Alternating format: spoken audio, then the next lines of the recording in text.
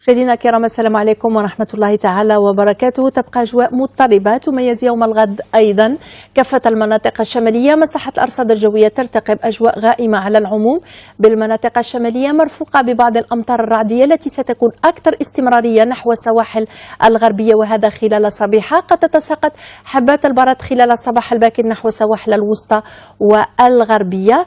الثلوج ستتساقط أيضا خلال الصبيحة نحو المرتفعات الغربية. تحسن تدريجي في حالة الطقس نحو المناطق الغربية، لكن المناطق الشرقية ستزداد بها الأمطار ابتداء من الظهيرة، مع تساقط أيضا للثلوج على القمم التي يفوق علوها 1000 متر. شمال الصحراء ستشهد أجواء مغاشاة، تلتحق بعض الأمطار نحو منطقة الصوراء ابتداء من الظهيرة.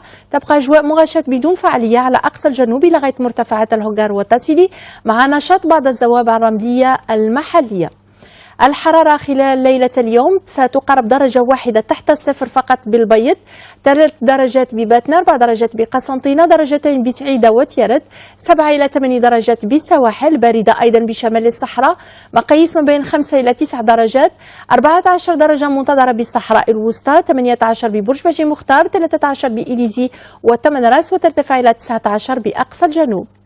فيما يخص الحرارة القصوى خلال ظهيرة الغد تكون باردة بالمرتفعات الوسطى والغربية، 7 درجات بالجلفة والبيض، 8 درجات بسعيدة، 15 إلى 17 درجة نحو السواحل، 18 درجة بمنطقة الواحات والصوراء، 21 درجة بشمال الصحراء، 27 درجة بالصحراء الوسطى، 25 درجة بمرتفعات الهوغار، 29 درجة بمرتفعات التاسيلي ومرتفعة بأقصى الجنوب، مقاييس من بين 31 إلى 35 درجة مئوية.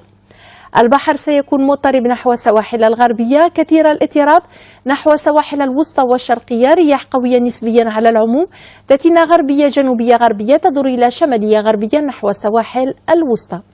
جولة خاطفة إلى بعض العواصم الأوروبية، أجواء مستقرة على أغلب العواصم، عدا بروما ستخصها بعض الأمطار مع 13 درجة، أجواء مستقرة ببرلين مع 4 درجات، نفس الأجواء بلندن 8 درجات، 17 درجة منتظرة بإسطنبول، 11 بمدريد، وأخيرا 15 درجة بلشبونة.